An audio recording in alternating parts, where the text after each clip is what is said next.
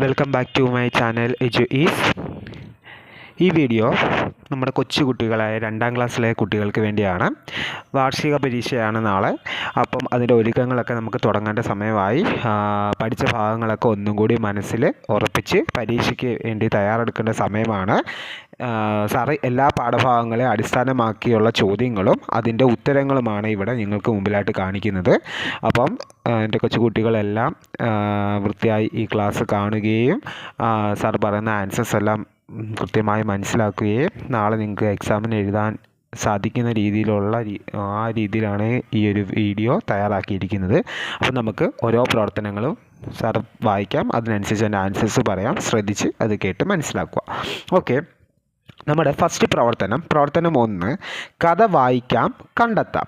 ഒരു കഥയാണ് നമുക്ക് തന്നിരിക്കുന്നത്. ആ കഥയിൽ നിന്നുള്ള ചോദ്യമാണ് ഫസ്റ്റ് പ്രവർത്തനമായിട്ട് ഇതിൽ കൊടുത്തിരിക്കുന്നത്. നോക്കിക്കേ, കോഴിയമ്മയും മക്കളും. നേരം വെളുത്തു, കോഴിയമ്മ ഉണർന്നു, ചിറകിനടിയിലേക്ക് നോക്കി. മക്കൾ 10ഉം ചിറകിനടിയിലുണ്ട്. എല്ലാവരും നല്ല ഉറക്കം. കോഴിയമ്മ ചിറകു പൊക്കി. നേരം വെളുത്താൽ കിടന്നുറങ്ങരുത്, മടി പിടിക്കും, കോഴിയമ്മ പറഞ്ഞു. കോഴിയമ്മ പറമ്പിലേക്ക് ഇറങ്ങി. കരിയിലകൾ ചിക്കിയിളക്കി. മക്കൾ പിന്നാലെ എത്തി. ഇലകൾക്കിടയിൽ നിന്നും തീറ്റ കൊത്തിയെടുത്തു. ആരും അകലേക്ക് പോകരുത്, അപകടമാണ്, കോഴിയമ്മ പറഞ്ഞു. പക്ഷെ 2 പേർ അകലേക്ക് മാറിപ്പോയി. അവിടെ നിന്ന് തമ്മിൽ കൊത്തി വഴക്കടിച്ചു. ഒരു പരുന്ത് പറന്നു താഴ്ന്ന് അവരെയും റാഞ്ചി പറന്നുപോയി. മറ്റു കോഴിക്കുഞ്ഞുങ്ങൾ അമ്മ കോഴിയുടെ ചിറകിനടിയിലേക്ക് ഒളിച്ചു. അനുസരണയില്ലാതെ വളർന്നാൽ ആപത്താണ്, കോഴിയമ്മ പറഞ്ഞു. അപ്പം അനുസരണയില്ലാത്തത് കൊണ്ടാണ് അമ്മ പറഞ്ഞ് കേൾക്കാതെ 2 കോഴിക്കുഞ്ഞുങ്ങൾ എന്ത് ചെയ്തത്, വഴക്കിട്ട് പോയത്. അതുകൊണ്ട് അവരെ ആര് റാഞ്ചിക്കൊണ്ടുപോയി? നമ്മുടെ ഒരു കഴുകൻ വന്ന് റാഞ്ചിക്കൊണ്ടുപോയി. അപ്പോൾ അമ്മ അവസാനം എന്താ പറഞ്ഞത്? അനുസരണയില്ലാതെ വളർന്നാൽ ആപത്താണ് എന്ന് പറയുന്ന കോഴി അമ്മ പറയുന്നു. ഇതാണ് നമ്മുടെ ചെറിയൊരു കഥ കൊടുത്തിരിക്കുന്നത്. എന്നിട്ട് നമ്മുടെ ഇതിൻ്റെ ഉള്ള ചോദ്യം, കഥ വായിച്ചല്ലോ, കഥയിൽ നിന്നും ചോദ്യങ്ങൾ ഉണ്ടാക്കൂ, അവയുടെ ഉത്തരങ്ങൾ കണ്ടെത്തൂ. ഇതാണ് നമ്മുടെ ഒരു പ്രവർത്തനം. അപ്പം നമുക്ക് അതിൽ ഒരു 5 ചോദ്യമെങ്കിലും മിനിമം ഉണ്ടാക്കുക. ആ 5 ചോദ്യങ്ങളുടെ ഉത്തരവും നമ്മൾ കണ്ടെത്തുക. നോക്കിയേ, ഒന്നാമത്തെ ചോദ്യം നമുക്ക് ചോദിക്കാം, കോഴിയമ്മയ്ക്ക് എത്ര മക്കളാണുള്ളത്? ആൻസർ എത്ര? 10. കോഴിയമ്മ മക്കളോട് പറഞ്ഞതെന്ത്? നേരം വെളുത്താൽ കിടന്നുറങ്ങരുത്, മടി പിടിക്കും. മൂന്നാമത്തെ ചോദ്യം, ആരും അകലേക്ക് പോകരുത്, അപകടമാണ് എന്ന് പറഞ്ഞത് ആര്? കോഴിയമ്മ. കോഴിയമ്മ പറഞ്ഞത് കേൾക്കാതെ മാറിപ്പോയവർക്ക് സംഭവിച്ചത് എന്താണ്? അമ്മ പറഞ്ഞത് കേൾക്കാതെ മാറിപ്പോയ കുഞ്ഞുങ്ങളെ പരുന്ത് എന്ത് ചെയ്തു? റാഞ്ചിക്കൊണ്ടുപോയി. അനുസരണക്കേട് കാണിച്ച കുഞ്ഞുങ്ങളെ പരുന്ത് കൊണ്ടുപോയപ്പോൾ അമ്മ പറഞ്ഞത് എന്താണ്? അനുസരണയില്ലാതെ വളർന്നാൽ ആപത്താണ് എന്നാണ് കോഴിയമ്മ പറഞ്ഞത്. അപ്പോൾ ഫസ്റ്റ് പ്രവർത്തനം എല്ലാവർക്കും ഓക്കെ ആണല്ലോ. ഇനി നമുക്ക് 2ാമത്തെ പ്രവർത്തനത്തിലേക്ക് പോകാം. പ്രവർത്തനം 2, പറയുന്നതെന്ത്? കോഴിക്കുഞ്ഞുങ്ങളോട് കോഴിയമ്മ പറഞ്ഞത് എന്തെല്ലാം? നിങ്ങൾ എഴുതി നോക്കൂ. അവിടെ ഒരു പിക്ചർ നമുക്ക് കൊടുത്തേക്കുന്നുണ്ടോ? കോഴിയമ്മയും കോഴിക്കുഞ്ഞുങ്ങളും. അപ്പോൾ ആ കോഴിക്കുഞ്ഞുങ്ങളോട് കോഴിയമ്മ പറഞ്ഞത് എന്തൊക്കെയായിരിക്കാം എന്നുള്ള ചോദ്യമാണ്. അപ്പം നിങ്ങളത് എഴുതി നോക്കൂ എന്നാണ് പറഞ്ഞിരിക്കുന്നത്. അപ്പോൾ എന്തായിരിക്കും കോഴി പറയുന്നത്? നേരം വെളുത്താൽ കിടന്നുറങ്ങരുത്, മടി പിടിക്കും എന്ന് തള്ളക്കോഴി പറയും. അപ്പം ആരും അകലേക്ക് പോകരുത്, അപകടമാണ്, അതും ആര് പറയുന്നതാണ്? നമ്മുടെ ആ തള്ളക്കോഴി തന്നെ പറയുന്നതാണ്. അടുത്തതോ, അനുസരണയില്ലാതെ വളർന്നാൽ ആപത്താണ്. ഇത് 3ഉം ആര് പറയുന്നതാണ്? കോഴിക്കുഞ്ഞുങ്ങളോട് കോഴിയമ്മ പറയുന്ന ആ 3 വാചകങ്ങളാണ് അവിടെ കൊടുത്തിരിക്കുന്നത്. ഏതൊക്കെയാണ്? നേരം വെളുത്താൽ കിടന്നുറങ്ങരുത്, മടി പിടിക്കും, ആരും അകലേക്ക് പോകരുത്, അപകടമാണ്, അനുസരണയില്ലാതെ വളർന്നാൽ ആപത്താണ്. ഇനി മരക്കൊമ്പിലിരുന്ന് കാക്ക കോഴിയമ്മയോട് പറഞ്ഞത് എന്താവും? കോഴിയമ്മ മറുപടി എന്താവും നൽകിയത്? നമുക്ക് ഊഹിച്ചെഴുതാം. നോക്കിയേ, കാക്ക പറയുന്നത്, കോഴിയമ്മ മക്കളോട് അകലേക്കൊന്നും പോകരുതെന്ന് പറഞ്ഞു കൊടുത്തില്ലേ? അപ്പോൾ എന്താണ്? ആ കാക്ക അത് കേട്ടിട്ട് പറയുവാണ്, കോഴിയമ്മ മക്കളോട് അകലേക്കൊന്നും പോകരുതെന്ന് പറഞ്ഞു കൊടുത്തില്ലേ? അപ്പോൾ നമ്മുടെ കോഴിയമ്മ എന്താ പറയും? അനുസരണക്കേട് കാണിക്കരുതെന്നും പറഞ്ഞു കൊടുത്തു, പക്ഷെ കേട്ടില്ല, പരുന്തിൻ്റെ വായിലുമായി. അപ്പോൾ അതാണ് നമ്മുടെ പ്രവർത്തനം 2. അടുത്തത് പ്രവർത്തനം 3 ആണ്. കഥയിലെ ആ കഥ ക്രമത്തിൽ എഴുതാം. കോഴിയമ്മയുടെയും മക്കളുടെയും കഥയിലെ വാക്യങ്ങൾ ക്രമം തെറ്റിച്ച് നൽകിയിരിക്കുന്നു. അവയെ ക്രമത്തിലാക്കി എഴുതൂ. നമുക്ക് ആദ്യം ക്രമം തെറ്റിച്ചത് വായിക്കാം. മക്കൾ പിന്നാലെ എത്തി, പക്ഷെ രണ്ടുപേർ അകലേക്ക് മാറിപ്പോയി. കോഴിയമ്മ ഉണർന്നു. ആരും അകത്തേക്ക് പോകരുത്. അകത്തേക്ക് മീൻസ് അകലത്തേക്ക് കേട്ടോ. അകലത്തേക്ക് പോകരുത്, അപകടമാണ്, കോഴിയമ്മ പറഞ്ഞു. കോഴിയമ്മ പറമ്പിലേക്കിറങ്ങി. ഒരു പരുന്ത് പറന്നു താഴ്ന്നു. ഇലകൾക്കിടയിൽ നിന്നും തീറ്റ കുത്തിയെടുത്തു. അവരെയും റാഞ്ചി പറന്നുപോയി. അപ്പോൾ ഇത് ബേസ് ചെയ്ത് നമ്മൾ എന്ത് ചെയ്യണം? ഈ ഒരു കൊടുത്തിരിക്കുന്ന സെൻറ്റൻസുകളെ ക്രമത്തിലാക്കി എഴുതണം. അപ്പോൾ ആദ്യം അവിടെ നടന്നത് എന്തുവാണ്? കോഴിയമ്മ ഉണർന്നു. അടുത്തത് എന്തായിരിക്കും? കോഴിയമ്മ ഉണർന്നു കഴിഞ്ഞിട്ട് എന്താ ചെയ്യുന്നത്? എന്താണ് പറഞ്ഞത്? അടുത്ത എന്തായിരിക്കും? കോഴിയമ്മ പറമ്പിലേക്ക് ഇറങ്ങി. മക്കൾ പിന്നാലെ എത്തി. ഇലകൾക്കിടയിൽ നിന്നും തീറ്റ കൊത്തിയെടുത്തു. ആരും അകലേക്ക് പോകരുത്, അപകടമാണ്, കോഴിയമ്മ പറഞ്ഞു. പക്ഷെ രണ്ടുപേർ അകലേക്ക് മാറിപ്പോയി. ഒരു പരുന്ത് പറന്ന് താഴ്ന്നു. അവരെയും റാഞ്ചി എന്ത് ചെയ്തു? പറന്നുപോയി. ഓക്കെ ആണല്ലോ അത്. അടുത്ത പരിസര പഠനവുമായി ബന്ധപ്പെട്ടതാണ് പ്രവർത്തനം 4. നമുക്ക് ചുറ്റും. കോഴിയമ്മയും മക്കളെയും പോലെ നമുക്ക് ചുറ്റുമുള്ള മറ്റു ചില ജീവികളുടെ ചിത്രങ്ങളാണിത്. അവയെ സഞ്ചാര രീതിക്കനുസരിച്ച് തരംതിരിക്കുക. നമുക്കൊരു ബോക്സിൽ കുറേ ജീവികളുടെ പിക്ചേഴ്സ് കൊടുത്തിട്ടുണ്ട് കേട്ടോ. അപ്പോൾ നീന്തുന്നവ, ഇഴയുന്നവ, പറക്കുന്നവ, നടക്കുന്നവ ഏതൊക്കെയാണെന്ന് എഴുതണം.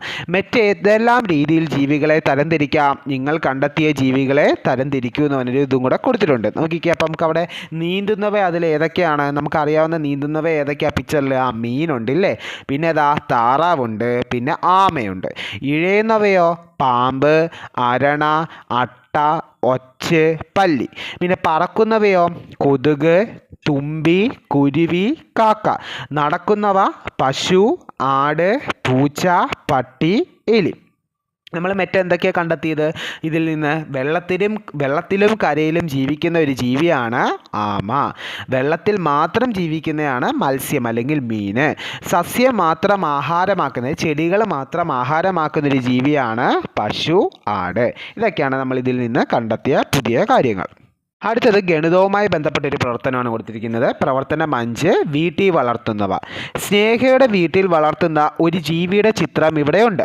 താഴെ നൽകിയിരിക്കുന്ന ക്രിയകൾക്ക് ഉത്തരം കണ്ടെത്തൂ. ഉത്തരമായി നൽകിയിരിക്കുന്ന കളത്തിൽ നിറം നൽകി ജീവിയെ കണ്ടെത്തൂ. നോക്കിക്കേ, നമുക്ക് അവിടെ കൊടുത്തിരിക്കുന്നത് 85 + 37 കൊടുത്തിട്ടുണ്ട്, 64 + 26 കൊടുത്തിട്ടുണ്ട്, 69 + 56, 57 + 42, 46 + 38, 27 + 61. ഇതിൻ്റെ എല്ലാം ഉത്തരങ്ങൾ കണ്ടെത്തി കഴിഞ്ഞ് അത് കളർ ചെയ്ത്, അതിൻ്റെ ആൻസേഴ്സിന് കളർ ചെയ്ത് കഴിയുമ്പോഴത്തേക്ക് നമുക്ക് ആ ജീവി ഏതാണെന്ന് മനസ്സിലാവും. അല്ലാതെ തന്നെ നമുക്കിപ്പോൾ ജീവിയെ മനസ്സിലാവും, എങ്കിലും കളർ ചെയ്ത് കഴിയുമ്പോഴത്തേക്ക് കുറച്ചും കൂടെ നമുക്ക് നന്നായിട്ട് ആ ജീവി ഏതാണെന്ന് മനസ്സിലാവും. നോക്കിയേ, 85 37 കൂടെ കൂട്ടുകാരെല്ലാം ഒന്ന് കൂട്ടി നോക്കിക്കേ. 7 5 എത്ര? 12. 12 2 ശിഷ്ടം 1 അല്ലേ. പിന്നെ 8 3 എത്രയാണ്? 11. 11 1 ശിഷ്ടവും കൂടെ കൂട്ടിയാൽ 12. അപ്പം മൊത്തം നമുക്ക് എത്ര കിട്ടിയേ? 122. 85 37 കൂടെ കൂട്ടിയാൽ 122. അടുത്തത് 64 26 കൂടെ കൂട്ടിയാലോ? 6 4 10 0 ശിഷ്ടം 1, 6 2 8 1 9 90 കിട്ടും. പിന്നോ 69 56 കൂടെ കൂട്ടണം അല്ലേ. 9 6 കൂടെ കൂട്ടിയാൽ 15 5 ശിഷ്ടം 1, പിന്നെ 6 5 11 1 ശിഷ്ടം 1 കൂടെ കൂട്ടിയാൽ 12. അപ്പം 125. ഇനി 57 42 കൂടെ കൂട്ടിയാൽ 7 2 കൂടെ കൂട്ടിയാൽ എത്രയാണ് പറഞ്ഞേ? 9 അല്ലേ. അപ്പം 7 2 9, 5 4 9, അപ്പം എത്ര? 99. 46 38 കൂടെ കൂട്ടിയാലോ? 6 8 14 അല്ലേ. അതിന് 4 ശിഷ്ടം 1, 4 3 7 ശിഷ്ടം 1 കൂടെ കൂട്ടിയാൽ 8. അപ്പോൾ 7 1 8, അപ്പോൾ 84 എന്ന് വരും. 27 61 കൂടെ കൂട്ടിയാലോ? 7 1 8 6 2 അല്ലെങ്കിൽ 2 6 8, അപ്പോൾ 88. അപ്പോൾ കിട്ടിയ നമ്മുടെ ആൻസേഴ്സ് എത്രയൊക്കെയാണ്? 122 90 125 99 84 88. ഇതെല്ലാം കൂടെ കളർ ചെയ്ത് വരുമ്പോഴത്തേക്ക് നമുക്ക് അതിൽ ജീവി ഏതാണെന്ന് മനസ്സിലാവും. ആ ജീവി ഏതാണ്? ഒരു ആട്ടിൻകുട്ടിയാണ് കേട്ടോ. അടുത്തതും പ്രവർത്തനം 6 ഗണിതവുമായി ബന്ധപ്പെട്ടതാണ്. എത്ര രൂപ? നോക്കി, സ്നേഹയുടെയും കൂട്ടുകാരുടെയും സമ്പാദ്യം നോക്കൂ.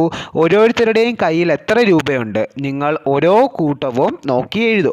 സ്നേഹയുടെ കയ്യിൽ ഒരു 100 രൂപയുണ്ട്. അടുത്ത എത്ര രൂപയാണ്? 20 രൂപയുണ്ട്. അടുത്ത എത്രയാണ്? 10 രൂപ. അപ്പോൾ 100ൻ്റെ കൂടെ 20 കൂട്ടിയാൽ 100 20ഉം 120. 120ൻ്റെ കൂടെ 10 കൂട്ടിയാൽ എത്ര കിട്ടും? 120ഉം 10ഉം 130 രൂപ. അപ്പോൾ സ്നേഹയുടെ കയ്യിൽ എത്ര രൂപയാണുള്ളത്? 130 രൂപ അല്ലേ. ഷീബയുടെ കയ്യിൽ 100ൻ്റെ 3 നോട്ടാണ്. അപ്പോൾ 100ൻ്റെ ഒരു നോട്ടാകുമ്പോൾ 100, 100ൻ്റെ 2 നോട്ടാകുമ്പോൾ 200, 100ൻ്റെ 3 നോട്ടാകുമ്പോൾ 300. അടുത്ത അപ്പുവിൻ്റെ കയ്യിൽ എത്രയൊക്കെയാണുള്ളത്? 50ൻ്റെ 2 നോട്ടും പിന്നെ എത്രയാണ്? 20ൻ്റെ ഒരു നോട്ടും. 50ൻ്റെ 2 നോട്ടാകുമ്പോൾ 50 50ഉം 100, 100ൻ്റെ കൂടെ ഒരു 20 നോട്ടും കൂടെ വന്നാൽ 120. ഇനിയും ദിൽനയുടെ കയ്യിലോ 10ൻ്റെ 2 നോട്ടാണ് അല്ലേ. അപ്പോൾ 10ൻ്റെ ഒരു നോട്ട് എന്ന് പറയുമ്പോൾ 10 രൂപ. 10ൻ്റെ 2 നോട്ടാകുമ്പോൾ 20 രൂപ. പിന്നെ എത്രയാ? 1 രൂപയുടെ 5 നാണയങ്ങളും കൂടെ ഉണ്ട്. അപ്പോൾ അതെത്ര? മൊത്തം എത്ര നാണയമായി? 5 നാണയമായപ്പോൾ 1 രൂപയുടെ ആയപ്പോൾ 5 രൂപയായി. പിന്നെ 10ൻ്റെ 2 നോട്ട് എന്ന് പറയുമ്പോൾ 20 രൂപ. അപ്പോൾ 20ൻ്റെ കൂടെ 5 രൂപയും കൂടെ കൂട്ടി എത്രയാണ്? 25 രൂപയാണ് ദിൽനയുടെ കയ്യിലുള്ളത്. ഓക്കെ ആണല്ലോ. അത് സിമ്പിളായിട്ടുള്ളൊരു പ്രവർത്തനമാണ്, മക്കൾക്കെല്ലാം ചെയ്യാൻ പറ്റും.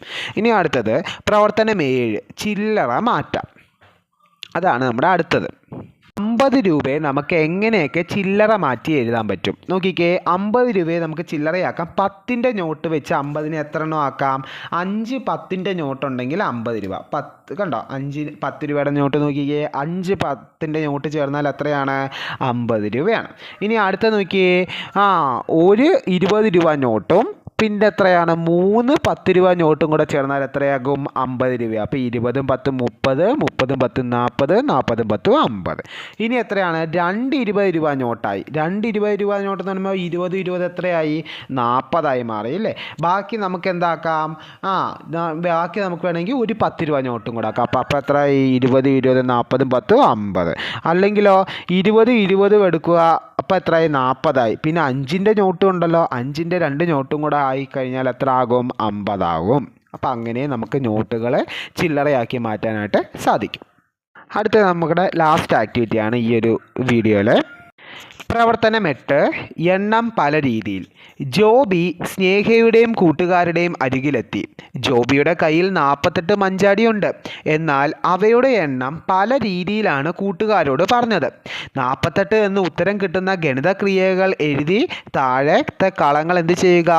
പൂർത്തിയാക്കാനാണ് നമ്മളോട് പറഞ്ഞിരിക്കുക. അപ്പോൾ 48 നമുക്ക് കിട്ടണം. അപ്പോൾ 48 കിട്ടണമെങ്കിൽ എന്തൊക്കെ ചെയ്താൽ മതി? സാറ് പറഞ്ഞു കൂട്ടി നിങ്ങളും ചെയ്ത് നോക്കിയേ. 48 തന്നെ കിട്ടും. നോക്കിയേ, 16ൻ്റെ കൂടെ 32 ഒന്ന് കൂട്ടി നോക്കിക്കേ. 16 32 എത്രയാണ്? 48 അല്ലേ. ഇനിയും 30ൻ്റെ കൂടെ എത്ര കൂട്ടിയാലാണ് 48 കിട്ടുന്നത്? നമുക്ക് എന്ത് കണ്ടുപിടിക്കാം? 30ൻ്റെ കൂടെ 10 കൂട്ടിയാൽ 40 അല്ലേ. അപ്പോൾ 40ൻ്റെ കൂടെ എത്ര കൂടെ കൂട്ടിയാൽ മതി? 8 കൂടെ കൂട്ടിയാൽ മതി. അപ്പോൾ 30ൻ്റെ കൂടെ 18 കൂട്ടിയാൽ 48. ഇനി നോക്കിയേ, 30 എന്നുള്ളതിന് പകരം നമ്മളങ്ങ് 20 ആക്കി. അപ്പോൾ 20ൻ്റെ കൂടെ എത്ര കൂട്ടിയാലാണ് 48 കിട്ടുന്നത്? 30ൻ്റെ കൂടെ 18 കൂട്ടിയാൽ 48 കിട്ടുമെങ്കിൽ 20ൻ്റെ കൂടെ എത്രയാണ്? 10 കൂടെ 20ൻ്റെ കൂടെ 28 കൂടെ കൂട്ടിയാൽ 48 കിട്ടും. ഇനി 40ൻ്റെ കൂടെ എത്ര കൂട്ടിയാലാണ് 48? 40ൻ്റെ കൂടെ 8 കൂട്ടിയാൽ 48. ഇനി കുറയ്ക്കുവാണെങ്കിലോ 40ൻ്റെ കൂടെ 10 കൂട്ടിയാൽ എത്ര? 58 അല്ലേ. അപ്പോൾ 58ൻ്റെ കൂടെ എത്ര കുറച്ച് നോക്കാം? 58ൻ്റെ കൂടെ നമുക്ക് അതായത് അതിൽ കൊടുത്തിട്ടുണ്ട് കേട്ടോ. 10 കുറച്ചാൽ എത്ര കിട്ടും? 48 കിട്ടും. ഇനിയും 35 എന്ന് പറഞ്ഞ സംഖ്യ എടുത്തേ. 35ൻ്റെ കൂടെ എത്ര കൂട്ടിയാലായിരിക്കും 48 കിട്ടുന്നത്? അപ്പോൾ നമുക്ക് 35ൻ്റെ കൂടെ 10 കൂട്ടിയാൽ എത്ര? 45 കിട്ടും. 45 നമുക്ക് വേണ്ടത്? അല്ല, 3 കൂടെ കൂട്ടണം അല്ലേ. 46 47 48. അപ്പോൾ 35ൻ്റെ കൂടെ 13 കൂടെ കൂട്ടിയാൽ 48 കിട്ടും. ഇനി ഒരു 10 രൂപയുണ്ട്. ആ 10ൻ്റെ കൂടെ എത്ര കൂട്ടിയാലായിരിക്കും നമുക്ക്? 10 രൂപയുണ്ടെന്നോ അല്ലെങ്കിൽ 10 ഉണ്ടോയെന്ന് വെക്കുക. അപ്പോൾ 10ൻ്റെ കൂടെ 38 കൂടെ കൂട്ടിയാൽ 48 കിട്ടും. ഇനിയും 25 ഉണ്ടെന്ന് വെച്ചോ. അപ്പോൾ 25ൻ്റെ കൂടെ എത്ര കൂട്ടിയാലാ 48 കിട്ടുന്നതെന്ന് കണ്ടുപിടിക്കാൻ നിങ്ങൾക്ക് ഒന്നും ചെയ്യേണ്ട. 48നെ 25 കൊണ്ടൊന്ന് കുറച്ച് നോക്കിയാൽ മതി. മൈനസ് ചെയ്ത് നോക്കിയാൽ എത്ര കിട്ടും? നമുക്ക് 23 എന്ന് കിട്ടും. അപ്പം 25ൻ്റെ കൂടെ 23 കൂട്ടിയാൽ എത്ര കിട്ടും? 48 കിട്ടും. അപ്പോൾ എല്ലാ കൊച്ചുമക്കളും ഈ വീഡിയോ നന്നായിട്ട് കാണുക. നിങ്ങളുടെ നാളത്തെ എക്സാം നന്നായിട്ട് എഴുതാൻ സാധിക്കട്ടെ എന്ന് പ്രാർത്ഥിക്കുന്നു. ഒരിക്കൽ കൂടി വീഡിയോ കാണുമെന്ന് വിശ്വസിച്ചുകൊണ്ട് ഞാൻ എൻ്റെ ക്ലാസ് നിർത്തുന്നു. നന്ദി, നമസ്കാരം. Thank you so much.